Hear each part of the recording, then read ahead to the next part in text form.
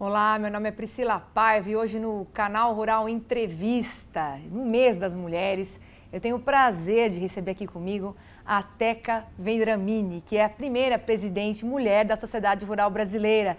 Teca, seja muito bem-vinda. Obrigada, Pri, obrigada e a oportunidade de estar aqui no nosso Canal Rural. Eu quero contar um pouco de como eu conheci a Teca, né? Conheci a Teca em 2020, primeiro ano da pandemia, a gente naquela experiência, né? Até hoje, a gente vai aprendendo mês após mês, difícil, no Congresso Nacional das Mulheres do Agronegócio. E quero deixar aqui registrado a simplicidade que você me recebeu e sempre muito amistosa, num tom que a gente se sente acolhido. Era um ano, assim, foi um ano muito difícil, né? Acho que a gente foi aprendendo com a pandemia e chegar até aqui, mas a gente estava fazendo ali os eventos, né, online, aquele distanciamento, mas mesmo muito distante, eu quero deixar aqui registrado a maneira que eu me senti acolhida naquele primeiro congresso. Então é um prazer ter você aqui e ter essa conversa com você hoje. Obrigada, Pri, obrigada. Eu acho que você falou, acho que a primeira coisa que você está falando de muita importância é tudo que a gente viveu nesses 2 últimos anos. Né? Você está falando de 2020, que foi, eu me lembro bem daquele março de 2020, que a gente via que o Covid estava, né, na África, chegou na Europa, mas acho que no fundo a gente nunca achava que ia chegar aqui mesmo como ele chegou. Né? Então eu acho que foi um momento, foi uma fase, foi um ano tão transformador, que a gente teve que lidar com tantas coisas aqui dentro da gente, né? E acho que quando você falou do Congresso das Mulheres, foram alguns dos poucos, acho que eventos que a gente pôde se encontrar, fizemos alguma gravação, né? Sim. Mas nós vivemos, acho que online, estamos hoje voltando um pouco, praticamente 2 anos. Sim, e a gente não sabia o quanto tempo ia durar, né? 2 anos. E agora a gente não tem também, a gente saindo depois da vacinação, uma guerra, né? A gente vem agora com essa nova realidade difícil que também traz impactos para o mundo todo e, claro, também para o agronegócio. Qual que é o impacto que você enxerga disso no agronegócio brasileiro, que já vinha de um período muito difícil, né? Muito transformador, que o agro não pôde parar, mesmo com todas as limitações que a gente teve. E agora, quando a economia parece que vai voltar a engrenar, a gente vem com uma guerra, com essa limitação de exportações e de fertilizantes, a nossa necessidade. Queria que você falasse como é que você enxerga isso. Nesse momento do Covid, o agronegócio, você tem razão, nunca produziu tanto.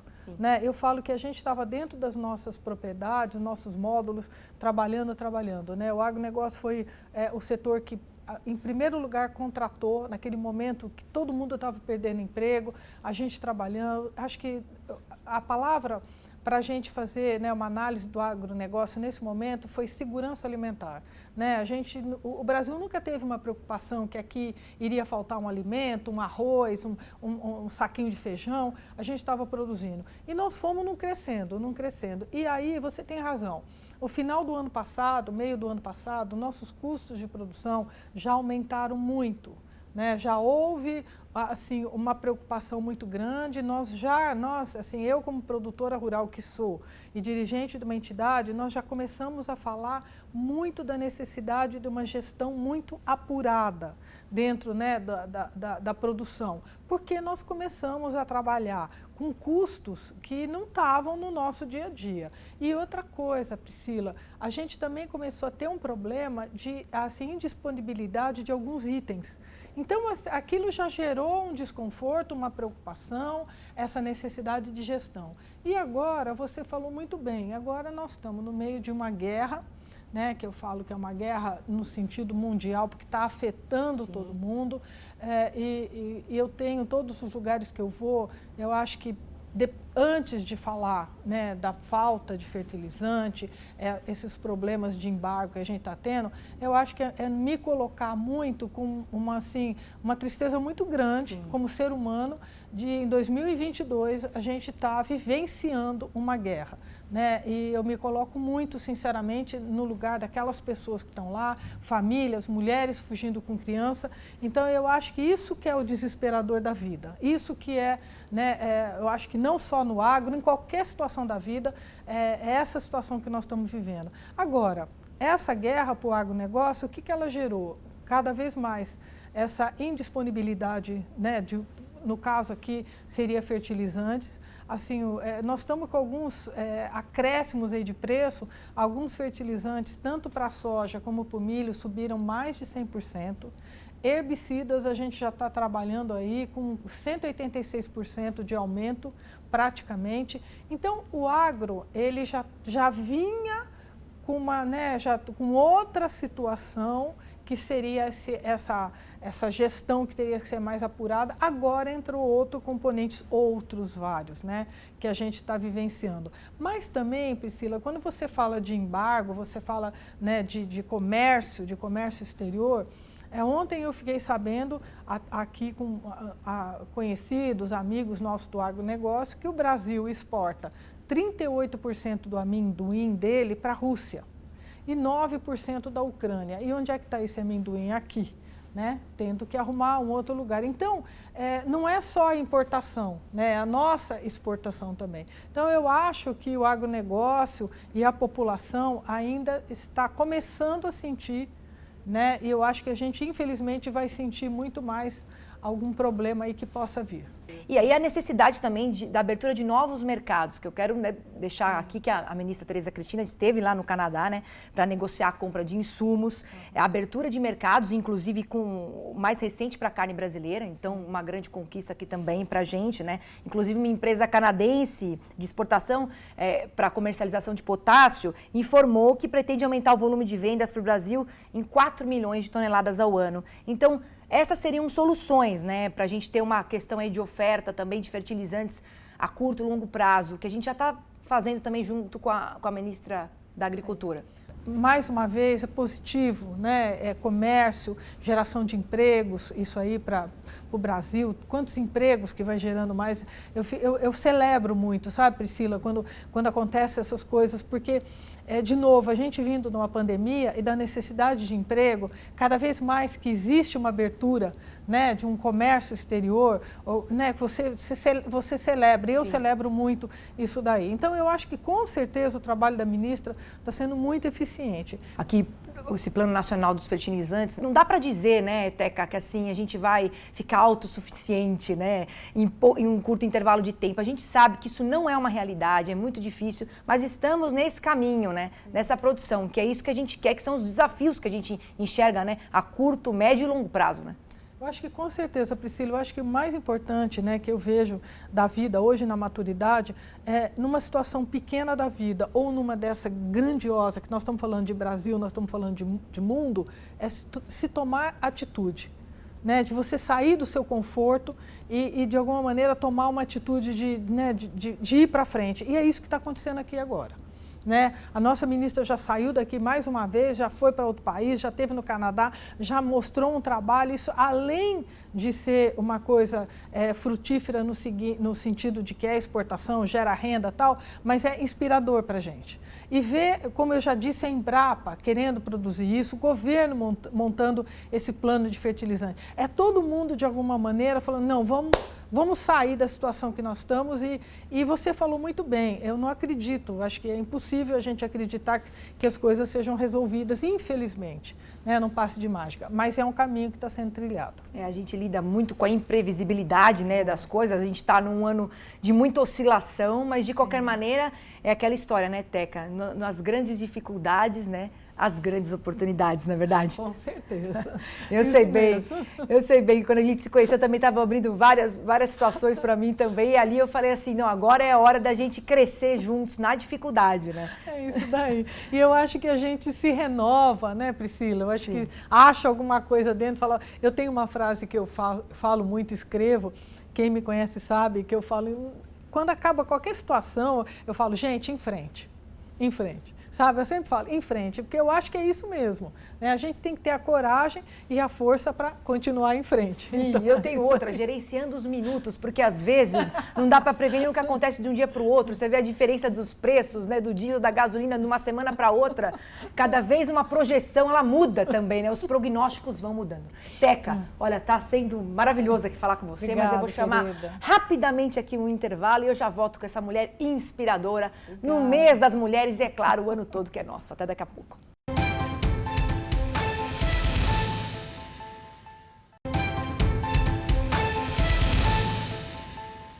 Estamos de volta aqui no canal Rural Entrevista. Já estou contente que aqui no intervalo eu estava conversando com a Teca. Ela falou, olha, está muito bom esse bate-papo. Que bom, fico feliz. Tá leve, viu, Pri? Assim tá que é a intenção. A gente está lidando com, às vezes, um noticiário tão pesado, né, Teca? Se a gente não conseguir trazer um pouco de leveza, que eu acho que é isso que a mulher tem na comunicação para agregar, né?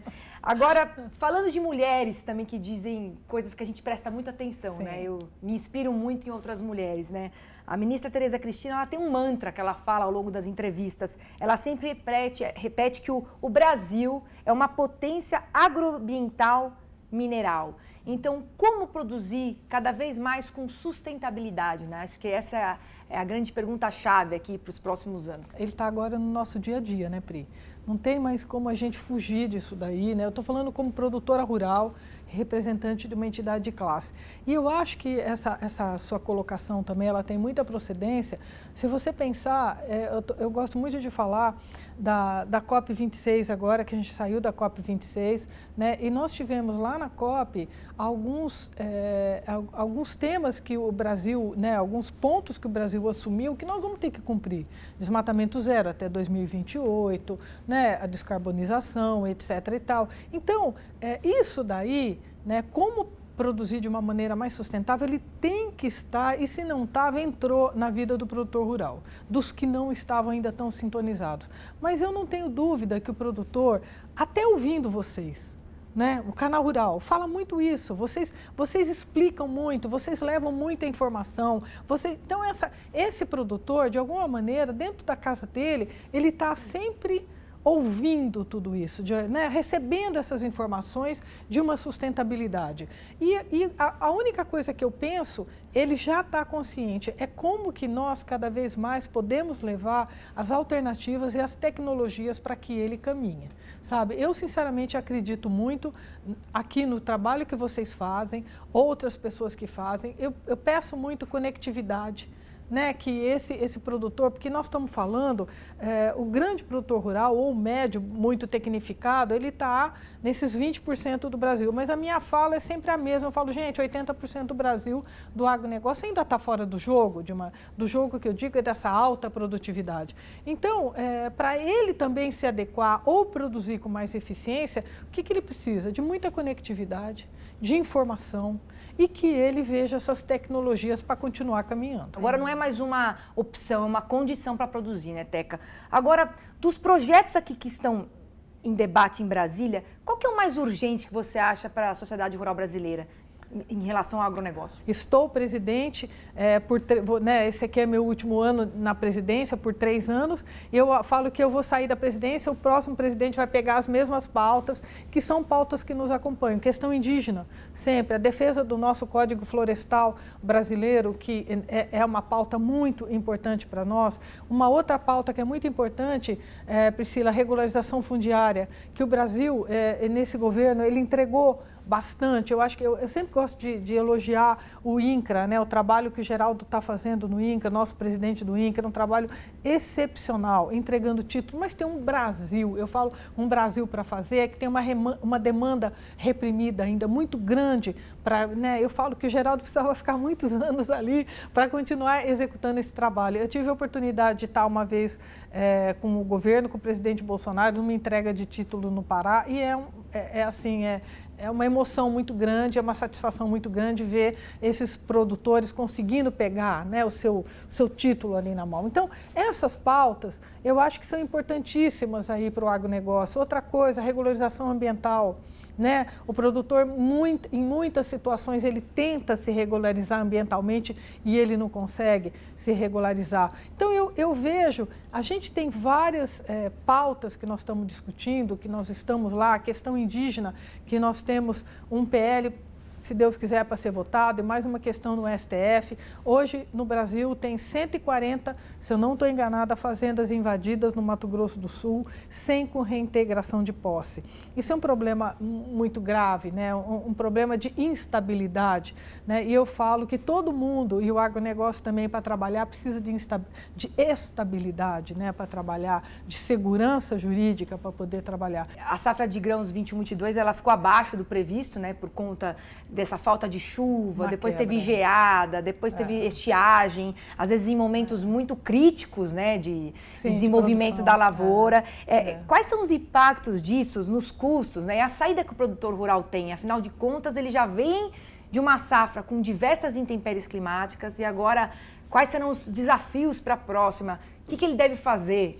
Teca, eu sei que é uma pergunta difícil, mas uma sugestão sua já vale. Desafios, né, para o produtor rural, gente, não está parando de acontecer. Quando a gente fala, né, o pessoal, as pessoas, né, eu falo que das cidades, dos centros urbanos, né, ou sabem do agronegócio, os preços, né, históricos, a arroba está tanto, saca de soja está tanto, realmente, né, o agronegócio está vivenciando tudo isso. Gente, mas ali no dia a dia... Né? O produtor dentro da fazenda dele, da produção dele, a coisa não está, né? Eu acho que, de novo, falar muito de gestão, né? Desse apuro, né? Que eu acho que a gente tem que ter cada vez mais por gestão. Outra coisa que você falou que é incontrolável.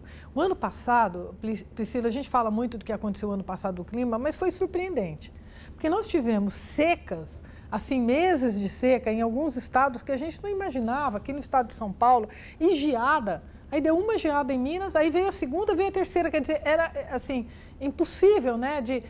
Tava até assim...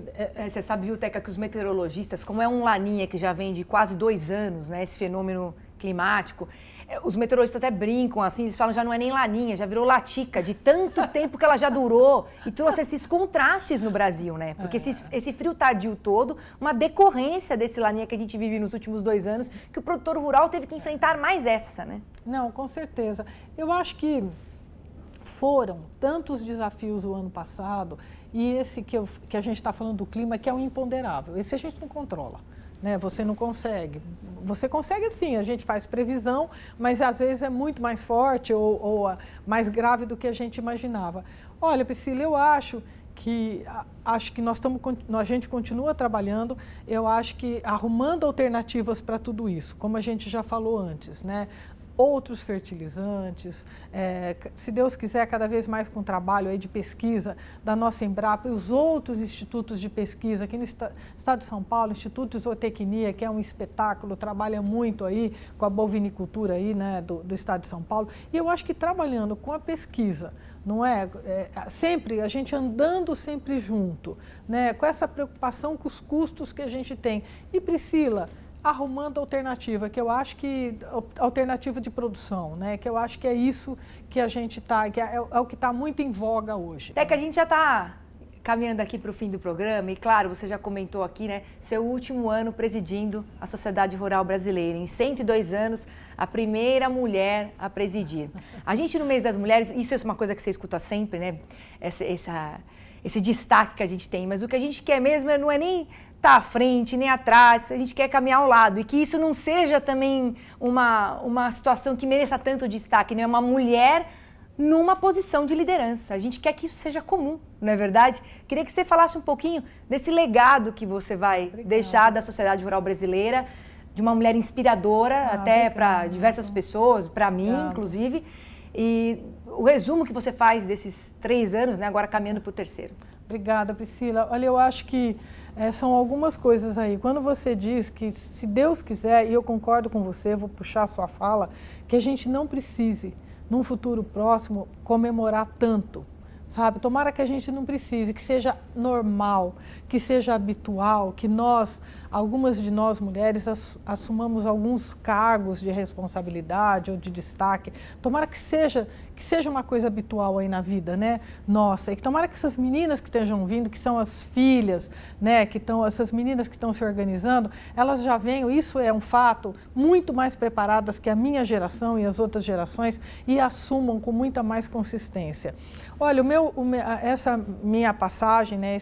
Eu tenho esse ano ainda como presidente da Sociedade Rural Brasileira, tenho muito trabalho pela frente, mas eu falo que esse rasante, né? Que eu falo que é um rasante, que às vezes eu dou em alguns lugares, em algumas situações, e aqui na Rural, que ele tem inspirado, sim, a muitas mulheres aí do Brasil, e principalmente quando eu ando aí, né, no Brasil, e eu vejo mulheres, eu estou sempre e os homens, né? Eu sou sempre, normalmente, em muitas situações, eu ainda sou a única mulher. E eu falo que eu gostaria que essas mulheres que me olham, se aquela mulher pode estar lá, eu também posso. Sim. É esse legado que eu quero deixar. Eu acho que é um legado que eu estou fazendo, estou caminhando com ele. É a possibilidade de nós falarmos, de nós agirmos, de nós termos o nosso trabalho, da gente influenciar e mostrar que a nossa capacidade, não tenho dúvida nenhuma, é a mesma de qualquer pessoa. E a minha palavra final, Priscila, para todas as mulheres aí do Brasil, é a de sempre. Em frente, moçada. Vamos lá, estou esperando vocês. Ótimo, Teca. E você falou muito. Eu entrevistei uma mulher, a Valesca, uma engenheira agrônoma, no decorrer aí do mercado de companhia, à frente, né, um grande desafio, um presente que o Canal Rural me deu. E ela falou exatamente isso, capacidade não tem gênero, não é verdade? Oh, adorei essa. Não é essa? É ótima, é bom para a gente encerrar aqui nosso Canal Rural Entrevista com a Teca Vendramini. Foi um prazer, viu, Teca? Obrigada mesmo. Querida. E você, olha, foi muito legal aqui ter Obrigada. a Teca com a gente. Eu fico muito feliz de fazer essa entrevista. Obrigada, um beijão para todo mundo. Obrigada. Gente, vocês continuem acompanhando toda a programação aqui do Canal Rural. Um grande abraço, Mês das Mulheres. Aliás, o ano todo é nosso. Até mais.